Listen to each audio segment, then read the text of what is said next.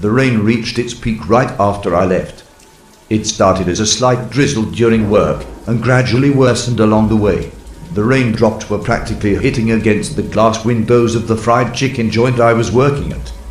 I remembered we had a particularly obese lady waddle into the joint, dripping all over the floor. "What the hell, Scott? Any fatter and we'll have to put her on a diet," my co-worker, McDougall, had commented sarcastically. "If there's anyone who needed to fatten up, it'll be you, mate. You go any thinner, and I'll have to flash my magnifier to find you." As the night went on, I had prayed for the rain to stop, but God clearly wasn't listening, because by the time we had closed up, it had become a full-fledged storm out there, and the only thing I had for protection was a dusty black jacket that McDougall had found in the lost and found box. I quickly zipped it on and went on my way. I managed to squeeze onto the last bus with the rest of the commuters, mostly well-dressed businessmen with proper coats and gloves, the lucky bastards. Some shot me confused looks as I plopped down onto a seat near the back, and I wouldn't have blamed them. I stuck out like a sore thumb. A scraggly-haired teenager dressed in nothing but a black jacket and torn jeans, soaked from head to toe. They had probably thought I was a druggie or something, the way I was hunched over in my seat, shivering from the cold. The crowd of gawking onlookers thankfully dispersed as we went on our way, and by the time I had finally reached my stop, there were only 3 other passengers.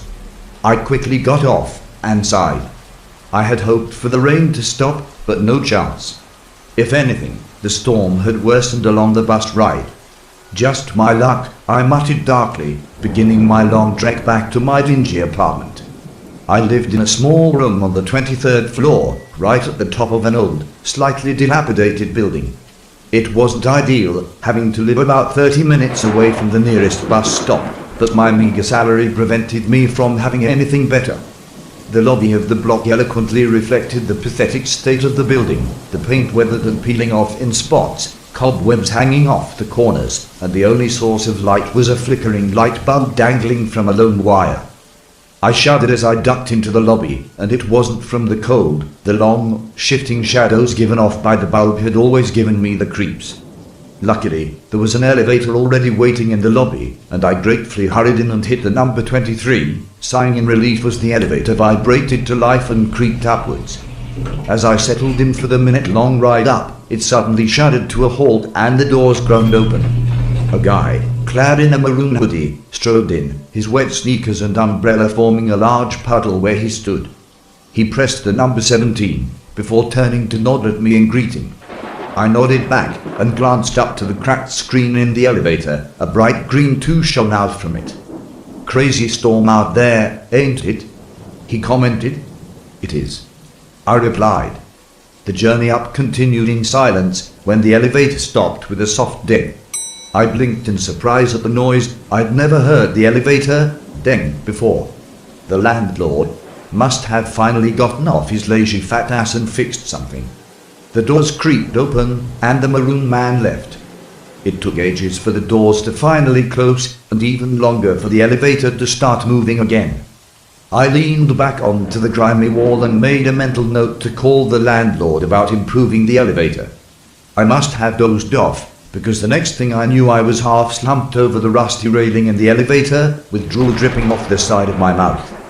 I quickly straightened up and checked the screen. The number 17 shone out from it, which couldn't have been correct, because the guy got off at 17 and I clearly remembered the elevator moving off before I dozed off. Speaking of dozing off, how long was I out? It couldn't have been very long. The trip from 17 to 23 would have taken half a minute, at most. I peered out of the grimy windows of the elevator. There was nothing out there of interest, only the occasional metal railings flashing past the window. I stepped back and glanced up again. Still 17. I forced myself not to panic. There had to be a legitimate explanation for this. I found myself pacing around in the elevator to work off the panic. I paced. Looked up to the screen. Still 17. I paced. I looked up to the screen. 17.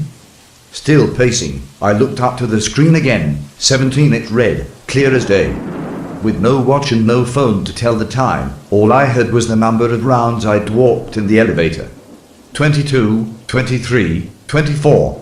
Still 17. 57, 58, 59. Again 17. I was losing it. I could feel the grimy, disgusting walls of the elevator close in, bit by bit, as I continued to pace. 17, 17, 17. I was finishing off my 98th round when the elevator shuddered to a stop. Yes. I hurried over to the doors and stared out the windows. No. There was nothing but black. This isn't my floor. This isn't any floor. I had enough. Suddenly, the elevator jerked roughly to its side, sending me sprawling onto the floor. The lights flickered twice before going off with a loud buzz. I was thrown into darkness, and before I could get up, the elevator jerked again. It was like the mechanical version of a seizure, only worse. I was flung in all directions across the floor, my body bumping against all four walls as I slid around, uncontrolled. And then it all stopped. The lights flickered on and I found myself lying in a heap in the left corner of the elevator, my head pressed up into the corner.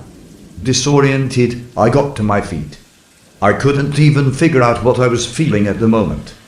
Confusion, fear, panic, pain. Before I could decide, the doors slid open. The guy, the same maroon guy, stepped in. Maroon hoodie, wet sneakers, dripping umbrella. The same maroon guy. I looked up. A green tube glowed out brightly from the screen. What the hell? I looked back down, followed the motion of his finger as he pressed the number 17 button. Crazy storm out there, ain't it? What did you just say? I looked up. The guy was staring at me. What? I croaked. Crazy storm. Almost blew my damn umbrella away. He chuckled, before squinting at me. You okay? I finally found my voice.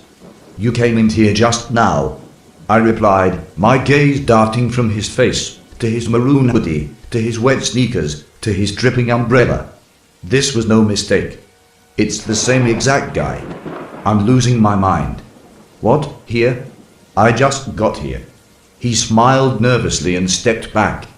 I could see him slowly tightening his grip on the handle of his umbrella. I'm freaking him out. The very thought made me want to laugh. Me? Freak him out? Hell, I was the one stuck in this goddamn elevator. I should be pissing my pants. I stepped towards him, my gaze alternating between him and the glowing screen. Dude. Don't be weird. He wasn't smiling anymore. He tightened his grip on his umbrella. The elevator done, and the door behind me opened. I didn't move. My eyes were fixed on him. He edged around me. I could see sweat trickling down his face. Don't come back in here. Whatever you're doing, you better stop. You better stop now, I whispered, following behind him, step by step, until I reached the door. I stayed rooted in the spot, even after the doors closed, my gaze piercing through the window on the door.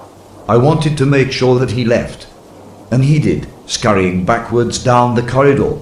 That's right. Don't ever come back. I glanced up to the screen as soon as the elevator started moving again. 17. 17. 18.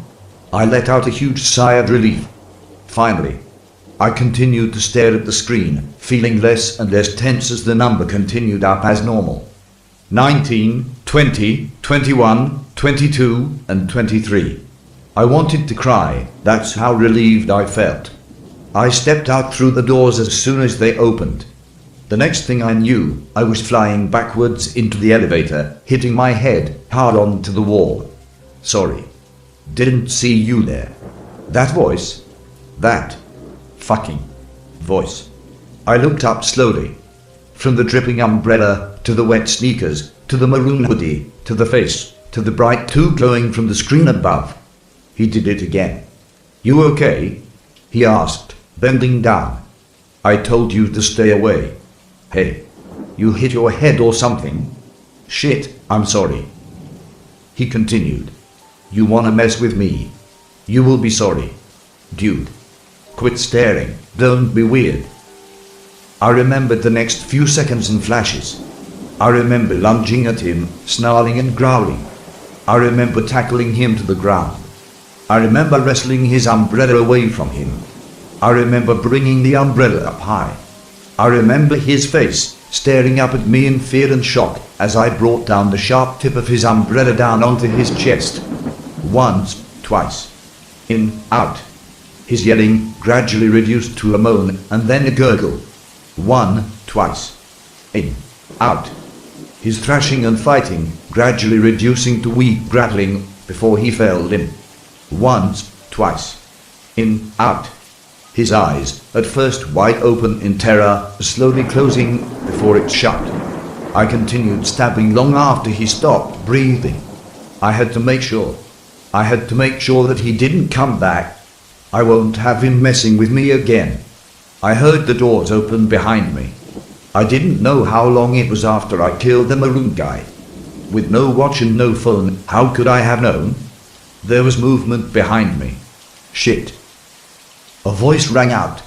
It didn't sound like maroon guy. I smiled. I found him. Fuck, it's a mess in here. Level 17, hurry up. I removed my gaze from the bloody, misshapen mess in front of me and turned. Don't move. It was a policeman. He had his gun out and pointing right at me. I said don't move. Don't worry. Nobody was going to mess with anyone. I took care of that. I smiled at him in reassurance. More and more policemen appeared behind him. One of them prized away the bloody, broken umbrella away, one of them cuffed my hands, and 3 of them dragged me down the stairs. They didn't have to be so rough, I wasn't going to hurt anyone. When we emerged out of the lobby, I realized it had stopped raining. An old, balding man in a suit walked up to me, his hand clutching a phone. Is this him, doctor? A policeman asked in a gruff voice. Doctor? The old man nodded before speaking into the phone. McDougall here, we found him. He put the phone back into his pocket before turning back to me. You really gave us quite a scare, Scott, running away like that during kitchen duty. McDougall. Kitchen duty. And then it all hit me. Kitchen duty. The obese lunch lady complaining that I had to eat more, or she would have to flash out her magnifier to find me. Stealing the black jacket from the front desk. Patting it on to hide a white uniform below. The front door letting out a soft ding as I slipped through. Taking the bus back home. My wardroom number. 2317. I blinked and turned to McDougall, my doctor from the mental institute. And then I fainted.